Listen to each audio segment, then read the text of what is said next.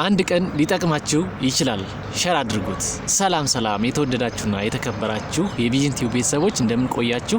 እንደምንስ ከዚህ ሳደረሳችሁ በያላችሁበት ሰላማችሁ ብዝት ይበል። ሀገራችን ሰላም ያድርግልን እና አንዲት ጠቃሚ መረጃ ላካፍላችሁ። አንዲት እንስት ወይ ደግሞ አንዲት ሴት አንዲት እናት በማህፀን ወይ ደግሞ በብልት ሊደማት የሚችል ወይ ደግሞ ደም ሊፈሳት የሚችልባቸው ሁኔታዎች ምን ናቸው? 1 2 3 እሺ ጥያቄውን በመመለስ ጀምሩ። ቪዲዮውን እስከ መጨረሻው ተመልከቱት። ከወደዳችሁት ደግሞ ሼር ላይክ አድርጉት ማለት ነው። ስለዚህ እንግዲህ አንዲት እንስት ወይም ደግሞ አንዲት ልጃገረድ ልትሆን ትችላለች፣ እናት ልትሆን ትችላለች፣ ወይ ደግሞ ያረጡ ደግሞ እድሜያቸው የገፉ ሴቶች ሊሆኑ ይችላሉ።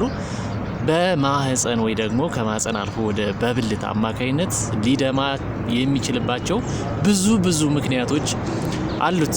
እንግዲህ በዋናነት አንደኛው ምናልባት በእርግዝና ሰዓት የሚከሰተው ውርጃ ነው። ውርጃ በሚፈጸምበት ሰዓት እንግዲህ ሁለት አይነት ውርጃ አለ። ስፖንታነስ ወይ ደግሞ ሳይታሰብ ወይ ደግሞ ታሰቡበት መድኃኒት ተወስዶ ምናምን ሊሆን ይችላል። እንግዲህ በሁለት አይነት መንገድ ሊሆን ይችላል። ስለዚህ ውርጃ በሚኖርበት ሰዓት ጽንሱ ከማህፀን በሚለቅበት ወይ ደግሞ በሚወርድበት ሰዓት አንዲት እናት ልትደማ ትችላለች። እንግዲህ የውርጃ የራሱ የሆነ ክፍፍል አለው። ወደሱ ጠልቀን አንገባም በሌላ ርዕስ ስለምንመለስበት። ስለዚህ አንደኛው ማለት አንዲት እናት ሊደማት የሚችልበት አንዱ ምክንያት ውርጃ ነው ማለት ነው። እያወራን ያለ ነው ከሚኒስትራል ሳይክል ወይ ደግሞ ከወር አበባ ውጪ ያሉትን ነው እየጠቀስን ያለን። ሁለተኛው ምናልባት አንዳንድ ሴቶች ላይ አንዳንድ እናቶች ላይ የሚከሰት ከማህፀን ውጭ እርግዝና ካለ። ከማህፀን ውጭ እርግዝና ማለት ምናልባት ሰምታችሁ ማታውቁ ከሆነ ከማህፀን ውጭ እርግዝና ይከሰታል። የት ይከሰታል? አንደኛው ቦዬ እንቁልጢ የሚባል አለ ከማህፀን ውጭ። ሁለተኛው አብዶመን ወይ ደግሞ ከማህፀን ውጭ ወጥቶ የእናቷ ወይ ደግሞ የእናቲቱ ሆድ ውስጥ ኖርማል ሆድ ታውቃላችኋል፣ አንጀት ውስጥ እዛ አካባቢ እርግዝና ሊፈጠር ይችላል። ወይ ደግሞ ምናልባት እናትየዋ ከዚህ በፊት ኦፕሬሽን ወይ ደግሞ ሰርጀሪ ከነበራት ከማህፀን ወጥቶ እዛ የሰርጀሪ ቦታ ላይ እርግዝና ሊፈጠር ይችላል። ወይ ደግሞ ኖርማሊ ማህፀን የራሱ ቦታ አለው ጽንሱ የሚያድግበት እንግዲህ ልጁ ጋር ተጣብቆ የሚያድግበት ቦታ አለው። ከዛ ውጭ ደግሞ ወደ ታች ወርዶ ወደ ማህፀን በር አካባቢ እርግዝና ሊፈጠር ይችላል። አንዳንዴም ከማህፀን ወጥቶ ወደ ብልት የሚባለው ከዋናው ማህፀን ወጥቶ እዛ አካባቢ ሊኖር ይችላል ወይ ደግሞ ሊፈጠር ይችላል፣ ጽንስ ሊፈጠር ይችላል ማለት ነው። ስለዚህ ይህኛው ማደግ በሚሳነው ጊዜ ማደግ የማይችል ከሆነ ከማህፀን ደም ይፈሳል። እንዴት፣ ለምን ምናምን ጉዳቱ ምናምን በሌላ ቪዲዮ የምንመለስ ይሆናል። እንዲሰራላችሁ የምትፈልግ ከሆነ ኮመንት አድርጉ። አሁን እያወራን ያለነው ሪፕሮዳክቲቭ የሆነ ኤጅ ወይ ደግሞ እናቶች የሚወልዱበትን ጊዜ ላይ ያለው ማለት ነው። በብዛት ያው ከ15 እስከ 35 ዓመት ያለውን የእድሜ ክልል ነው እያወራን ያለነው። ሌላው ደግሞ እርግዝና መሰል ግን እርግዝና ያልሆነ የውሸት እርግዝና የሚባል አለ። ጀስቴሽናል ትሮፎላስቲክ ዲዚዝ ይባላል ወይ ደግሞ ሞላር ፕሬግናንሲ ይባላል በሳይንስ። ይሄ ማለት እንግዲህ ምን ማለት ነው? የሴቷ የእንቁላል ዘር እና የወንዱ የእንቁላል ዘር በአግባቡ ፈርቲላይዝ ሳያደርጉ ወይ ደግሞ ግንኙነት ሳይፈጥሩ ቀርተው ካላስፈላጊ በላይ የሴቷን ብቻ ሊይዝ ይችላል ወይ ደግሞ የወንዱን ብቻ ይዝና ያ ነገር ጽንሱ መቀጠል ሳይችል የውሸት እርግዝና ይመስልና ማደግ በማይችልበት ጊዜ ደረጃ ሲደርስ ከማህፀን ደም መፍሰስ ይጀምራል። ይሄንም ምክንያቱ ምንድነው? እንዴት ይፈሳል? ምክንያቱ ምንድነው? ወይ ደግሞ እንዴት ነው የሚፈሰው ለሚሉት ደግሞ ለብቻው ሌላ ፕሮግራም ይወጣለት የሚችል ሰፋ ያለ የህመም አይነት ነው። ስለዚህ አንዲት እናት ይሄ ችግር ካለባት በተለይ ይሄ ከፍተኛ የሆነ ደም መፍሰስ ሊያመጣ ይችላል፣ እስከ ሞት ድረስ ሊያደርስ የሚችል ማለት ነው። ያንዳንዴ እንዲያውም ወደ ካንሰር ሁሉ ሊቀየር ይችላል። የእውነተኛ ወይ ደግሞ የውሸት እርግዝናው ካንሰርም የመሆን እድል አለው ማለት ነው። ሶስት ጠቀስ ሌላው ደግሞ በኖርማል እርግዝና በትክክለኛ እርግዝና ተረግዞ ማህፀን ውስጥ ጽንሱ እያለ አንዳንዴ ጽንሱን ወይ ደግሞ ልጁን የሚመግበው የእንግዴ ልጅ አለ አይደለ ፕላሲንታ የሚባለው እሱ በትክክለኛ ቦታው በተፈጥሯዊ ቦታው ላይ ሳይቀመጥ ቀርቶ አንዳንዴ ሊለማ ይችላል። ይሄ ማለት ኖርማል የማህፀን ግድግዳ አለ እዛ ጋር ተላጥቆ ነው ምግቡን ለልጁ የሚያስተላልፈውና አንዳንዴ ይህ ፕላሲንታ ወይ ደግሞ የእንግዴ ልጅ የሚባለው ከልጁ ቀድሞ ኖርማል የማህፀን በር ወይ ደግሞ የማህፀን ጫፍ የሚባለው ክፍት ነው መሆን ያለበት ምንም ነገር እንትን መሆን ያለበትም።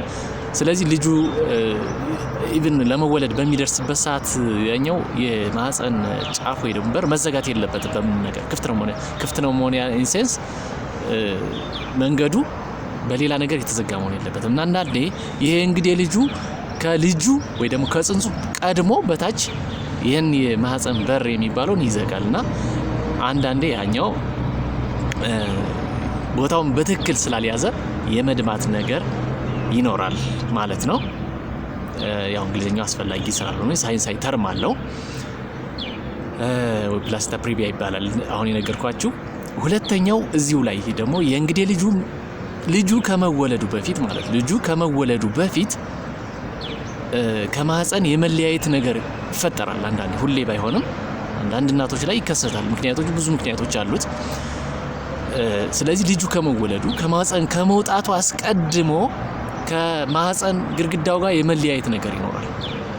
ስለዚህ በሚለያይበት ክፍተት በሚፈጥርበት ሰዓት እዛ ውስጥ በማህፀን ግድግዳውና በእንግዲህ ልጁ መካከል በተፈጠረችው ክፍተት መካከል የእናቷ የደም ቧንቧዎች ትንንሽ የሆኑ የደም ቧንቧዎች በሆነ እንደዚህ በመሳሳቡ ምክንያት ይደሙና ደሙ እየተጠራቀመ ይመጣና በማህፀን የመፍሰስ ነገር ይኖራል። ላይፈስም ይችላል፣ ግን ብዙ ጊዜ ይፈሳል። ይሄኛው አብራክሾ ፕላሲንታ ይባላል።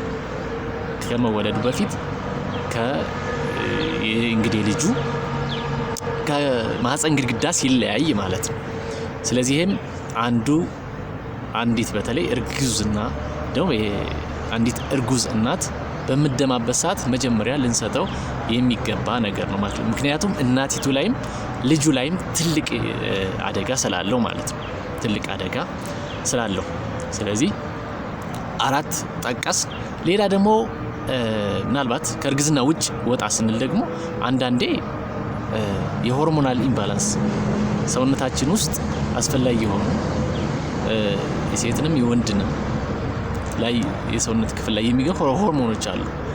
በተለይ ደግሞ ይሄን የስነ ተዋልዶን አካባቢ የሚቆጣጠሩ ሆርሞኖች ከመጠን በላይ ሲበዙ ወይ ደግሞ አላስፈላጊ ከሆነ ነገር ላይ ወይ ደግሞ ኢኩሊብረም ባላንሳቸውን ሲስቱ እንደዚህ አይነት ከፍተኛ የሆነ ደም መድማት ሊኖር ይችላል። ሌላ ደግሞ ምናልባት እንደማንኛውም እንደ ወንድም ላይ ሊከሰት ይችላል፣ ሴትም ላይ ሊከሰት ይችላል። የመድማት ችግሮች አሉ። ሰውነታችን ውስጥ አስፈላጊ ወይ ደግሞ ደም እንዲረጋ የሚያደርጉ ንጥረ ነገሮች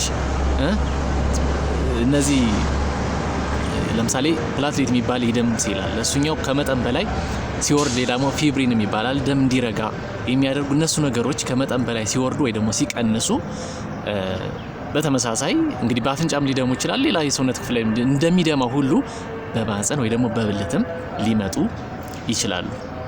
ምናልባት ሰርፕራይዝ ልትሆን ትችላላችሁ። ምናልባት ይሄ ነገር ሊከሰት የሚችለው ደግሞ ገጠር ላይ እናቶች ላይ ምናልባት አለቅት የሚባላል ዶች የሚባለው ወይ ደግሞ አንዳንዴ ብልት ያው የእግሯ የሚባለው ማለት ነው ማታና ጠዋት ላይ አካባቢ ብልት ወሽ የሚያደርጉ እናቶች አሉ። በተለይ ገጠር ላይ አካባቢና ያው ውሃው የሚቀዳው ከወንዝ ሊሆን ይችላልና ያኔ አለቅት የሚባል ነገር አለ። አለቅት የሚባል እና ወሽ በሚደረግበት አለቅት ወደ ውስጥ ሊገባና የሆነ ቦታ ላይ ተጣጥቆ ደም እንዲደሙ ሊያደርግ ይችላል። ይሄ ብዙ ሬር ነው ወይ ብዙ ጊዜ አይከሰትም፣ ግን እንደ ምክንያት ሊጠቀስ ይችላል ማለት ነው። ሌላው ደግሞ እንግዲህ ሌላው ብዙ ነገር ጠቅሼላችኋለሁ። ሌላ ደግሞ እናቶች እያረጁ ወይ ደግሞ እድሜያቸው እየሄደ ወይ ደግሞ በማረጥ ደረጃ በሚደርሱበት ሰዓት በብዛት ወደ ካንሰር የሚቀየሩ ነገሮች አሉ። ለምሳሌ የማህፀን በር ወይ ደግሞ የማህፀን ጫፍ ካንሰር ሰርቫይካል ካንሰር የሚባል አለ። ሰርቫይካል ሲ የሚባል አለ። ኢንዶሜትሪየም ላይ ወይ ደግሞ ማህፀን ውስጥ የሚፈጠር የካንሰር አለ። ከዛ ደግሞ የሴቷ እንቁላል የሚያመርተው ወይ ደግሞ የዘር ፍሬ የሚያመርተው ኦቫሪ የሚባለው ወይ ደግሞ እንቁልጥ የሚባለው አካባቢ የሚፈጠር ካንሰር አለ። እነዚህ አይነት ነገሮች በሚፈጠሩበት ጊዜ ሌላ ደግሞ ያልጠቀስኩት ማዮማ የሚባላል። አሁን በተመሳሳይ ያው ሞኝጢና አደገኛ ጢ የሚባላል። እንግዲህ ይሄ ኦቫሪ ላይ ወይ ደግሞ እንቁልጢ ላይ የሚከሰተው የማህፀን በር ጫፍ ላይ ወይ ደግሞ ጫፍ አካባቢ ማህፀን ላይ ኢንዶሜትሪያል ካንሰር የሚባለው እነዚህ ያው አደገኛ የሚባሉ ካንሰሮች ናቸው። ሌላ ደግሞ ማዮማ የሚባል ቀነስ ያለ የሞኝጢ የሚባል ነገር አለ። ሴትዮዋ ላይ ያደጋለው ግን ይሄን ያህል ብዙ ተጽዕኖ የማያደርስ አይነት የካንሰር አይነት ነው። እነዚህ አይነት ካንሰሮች ካሉ አሁንም በተመሳሳይ ይቺ ተጠቂ እናት ልትደማ ትችላለች ማለት ነው። ልትደማ ትችላለች። ደግሞ አሁን ደግሞ በጣም እድሜያቸው እየገፋ ይሄዱ በተለይ ደግሞ በምጥ የወለዱ እናቶች ላይ ስራ በጣም በከፍተኛ ሁኔታ የሚበዛባቸው እናቶች ላይ የሚከሰት የማህፀን መውጣት የሚባል ወይ ደግሞ ዩትራይን ፕሮላፕስ የሚባል ማህፀን በታች በብልት ማለት ተገልብጦ ወደ ታች ሊወርድ ይችላል። የሚወርድባቸው ኮንዲሽኖች አሉ። በተለይ እንግዲህ እንዳልኳችሁ ብዙ ምክንያቶች አሉት። በተለይ ግን በብዛት ብዙ ጊዜ አመጣው የወለዱ እናቶች ላይ በብዛት የሚከሰት ነው። ምናልባት ይሄ ነገር እንኬዝ እየተደበቀ ምናልባት የሚያሳፍራኝ ነገር ይሁን አይደው ነው። እንደዛ ስለሚሆን ብዙ እናቶች ኮምፕሌን አያደርጉም። ኦልሞስት ከተባባሰባቸው በላይ ነው በኋላ ነው ወደ ሕክምና ቦታ የሚሄዱትና ግን በጣም ብዙ እናቶች ላይ እንዳለ የሚታወቅ ነው። ጥናቶች ያሳያሉ። ወይ ደግሞ ሕክምና ተቋም ላይ በሚመጡ እናቶች ላይ የሚታይ ነው። ግን ለረጅም ጊዜ ቆዩና ወደ ከፍ አደጋ ሲደርስ ነው የሚመጡትና እና ዝሮ እንደ ይሄ ነገር ከተከሰተ ደም መድማት ያስከትላል ማለት ነው። ስለዚህ አሁን ከጠቀስኩላችሁ ነገሮች እያንዳንዳቸውን መስራት ይቻላል ከወደዳችሁት ማለት ነው። ጠቁሚ ከማንን ጀምር ማለት ከዚህ በፊት የሆነ ነገር ብያችኋለሁ። ስለዚህ በተከታታይ ቪዲዮዎች መስራት ይቻላል። ያው እንግዲህ ቪዲዮዎችን በተከታታይ የማይሰራበት ምክንያት ያው ብዙ ቪው ስለሌለው ነው። ብዙ ተመልካች ከሌለው ደግሞ ምንም ሞራል የለውም። ስለዚህ የሚመቻችሁ ከሆነ ላይክ ሼር አድርጉት። በእያንዳንዱ ላይ ደግሞ እንመጣበታለን ማለት ነው። ይመቻችሁ። ወደ ስራ እየገባን ነው በጠዋቱ ማለት ነው። ይመቻችሁ። ሰላም